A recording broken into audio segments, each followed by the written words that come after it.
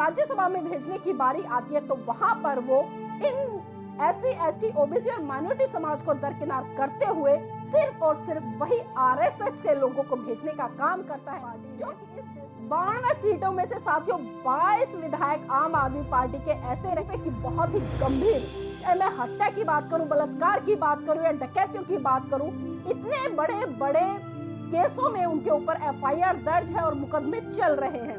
इसी से आप समझ सकते हैं कि आम आदमी पार्टी जो चेहरा दिखाती है। अब आप जी से पूछिए कि जब ये बीमार होते तो सरकारी हॉस्पिटलों में क्यों नहीं जाते? अगर दिल्ली के सरकारी स्कूल अच्छे तो अपने बच्चों को दिल्ली के सरकारी स्कूलों में क्यों नहीं भेजते?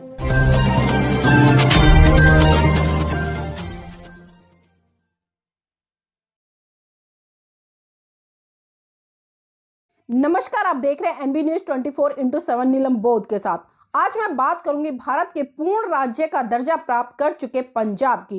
जी हां, वही पंजाब जहां पर कि आम आदमी पार्टी ने पूर्ण बहुमत के साथ में अपनी सरकार बनाई। 117 सीटें और 117 सीटों में से 92 सीटें जीतकर वहां पर भगवंत मान को मुख्यमंत्री बनाया गया। साथियों, सोचने वाली बात यह है कि आम आदमी पार्टी और आम आदमी पार्टी के मुखिया अरविंद केजरीवाल को सबसे ज्यादा वोट पंजाब में किस समाज का मिला? आम आदमी पार्टी की सरकार जैसे ही पंजाब में बनी तो भगवंत मान जी ने, जो कि मुख्यमंत्री है, उन्होंने कहा कि हम हर कार्यालय में, हर स्कूल में बाबा साहब अंबेडकर और भगत सिंह की तस्वीर लगाएंगे। क्या मात्र तस्वीर लगाने से आप बाबा साहब या भगत सिंह की विचारधारा को आगे बढ़ा पाएंगे, या सिर्फ इस समाज के लोगों का वोट बैंक हासिल करके सत्ता काबिज करेंगे? और जिस तरह से साथियों कल राज्यसभा में 5 सांसद भेजने की बारी आई तो अरविंद केजरीवाल ने किसको भेजने का काम किया? क्या उन सांसदों में बाबा साहब के समाज से आने वाला कोई व्यक्ति है, या उसमें भगत सिंह को मानने वाला कोई व्यक्ति है? अगर मैं दोनों की ही बात करूं तो ना तो 5 सांसदों में से बाबा साहब को मानने वाला एक भी व्यक्ति है और ना ही भगत सिंह को मानने वाला एक भी व्यक्ति है। अगर बात की जाए तो यहाँ पर जातीय समीकरण की, तो उसमें से 3 बढ़िया, 1 ब्राह्मण और 1 सिख को अरविंद केजरीवाल जी ने राज्यसभा में भेजने का काम किया है। अब इसी से आप साफ आकलन लगा सकते हैं कि एक जब राज्यसभा में भेजने की बारी आती है तो वहां पर वो इन SC, ST, OBC और माइनॉरिटी समाज को दरकिनार करते हुए सिर्फ और सिर्फ वही RSS के लोगों को भेजने का काम करता है, जो कि इस देश में लगातार हिंदू मुसलमान की राजनीति करते नजर आते हैं, लगातार इस देश में सांप्रदायिकता के आधार पर दंगे फसाद करवाने का काम करते हैं। और इतना ही नहीं साथियों, ये जितने भी लोग राज्यसभा में भेजे गए हैं, ये एक तरह से मैं ये कहूंगी कि RSS की सह पर भेजे गए हैं। और इसमें से एक व्यक्ति तो ऐसा है जो कि माननीय प्रधानमंत्री नरेंद्र मोदी जी के बहुत करीब है और RSS का बहुत बड़ा शुभचिंतक है। साथ ही यहाँ पर मैं आपको बताना चाहूंगी कि अरविंद केजरीवाल बाबा साहब का नाम ले सकते हैं, उनकी तस्वीरें लगा सकते हैं, भगत सिंह का नाम ले सकते हैं, भगत सिंह की तस्वीरें लगा सकते हैं, लेकिन भगत सिंह और बाबा साहब के नाम को भुनाकर ये सिर्फ और सिर्फ इस समाज के लोगों को धोखा देने का काम कर रहे हैं। ये चीज भी आपको सोचनी पड़ेगी।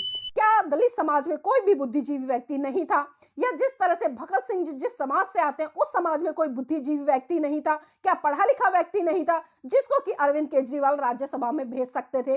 साथियों, भेज सकते थे, लेकिन इनको पता है कि राज्यसभा में किसको भेजना है, किसको नहीं भेजना। ये वोट बैंक तो आपका लेंगे, उससे अपनी सरकार बनाएंगे, लेकिन जब पद प्रतिष्ठा और लाभ की बारी आएगी तो ये अपने ही समाज के, अपने ही विचारधारा के लोगों को राज्यसभा में भेजने का काम करेंगे। और इतना ही नहीं साथियों, यहाँ पर मैं एक बात और बताना चाहूंगी कि अरविंद केजरीवाल जी बड़ी बड़ी बातें करते हैं, हम आम लोगों की बात करते हैं, हम आम लोगों को नेता बनाते हैं, हम अपनी पार्टी में भ्रष्टाचार नहीं करते, हम अपनी पार्टी में बहन बेटी की सुरक्षा के लिए, महिलाओं को आगे बढ़ाने के लिए काम करते हैं। लेकिन वही साथियों पंजाब की अगर मैं बात करूं तो 117 सीटें जिस तरह से पंजाब में है और 92 सीटें जिस तरह से अरविंद केजरीवाल ने वहां पर हासिल की है आम आदमी पार्टी ने, 92 सीटों में से साथियों 22 विधायक आम आदमी पार्टी के ऐसे जिन पे की बहुत ही गंभीर, चाहे मैं हत्या की बात करूं, बलात्कार की बात करूं या डकैतियों की बात करूं, इतने बड़े बड़े केसों में उनके ऊपर FIR दर्ज है और मुकदमे चल रहे हैं। इसी से आप समझ सकते हैं कि आम आदमी पार्टी जो चेहरा दिखाती है, उसका चेहरा दिखाने वाला कौन सा है और जो उसका पीछे का जो चेहरा है वो RSS का चेहरा है, ये भी हमें सोचना पड़ेगा।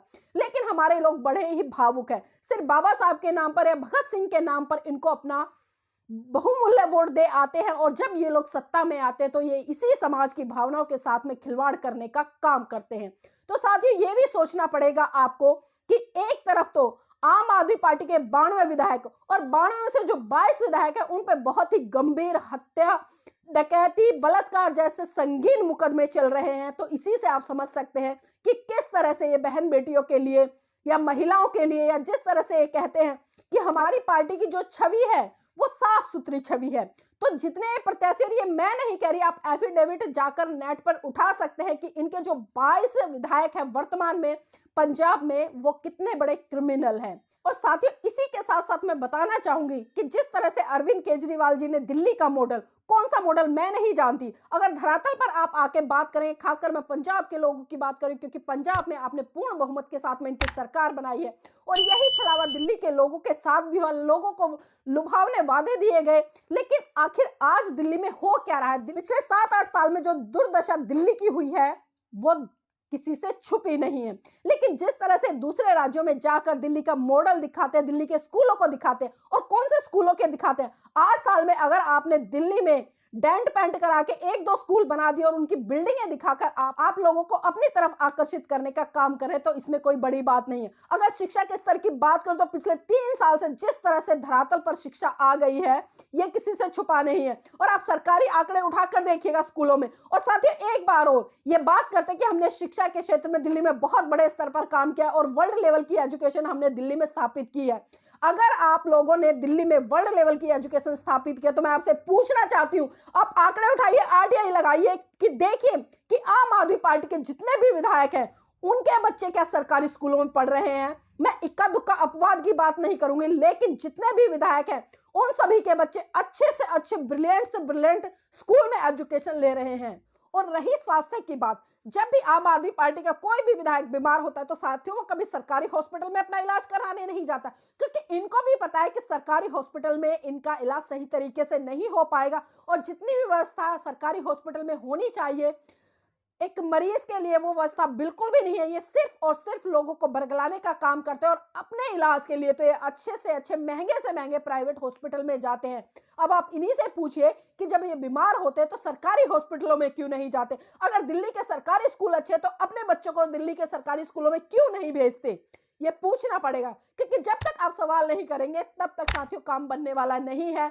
और चाहे दिल्ली की सरकार हो या केंद्र की सरकार हो, ये लगातार यही चाहती है इस देश के जो SC ST OBC और माइनॉरिटी के बच्चे हैं वो बिल्कुल भी शिक्षा ग्रहण ना करें। अगर वो शिक्षित होंगे तो इनसे सवाल करना सीखेंगे, और इनसे सवाल करेंगे तो साथियों अपने हक अधिकारों को इनके हलक से छीनने का भी काम करेंगे। लेकिन ये सरकारें बिल्कुल नहीं चाहती और लगातार आपको अपंग और नपुंसक बनाकर भीख के आधार पर, चाहे 5 किलो में चावल की बात करूं या दलिये की बात करूं या गेहूं की बात करूं, क्या वो 5 किलो गेहूं और चावल लेकर आप अपने सम्मान की लड़ाई लड़ सकते हैं? साथियों बिल्कुल भी नहीं लड़ सकते। अभी दिल्ली में भी निगम के चुनाव, और जिस तरह से दिल्ली में आम आदमी पार्टी अपने कार्यों को भुना रही है, और कौन से कार्य भुना रही है जो कि धरातल पर बिल्कुल नजर नहीं आते साथियों।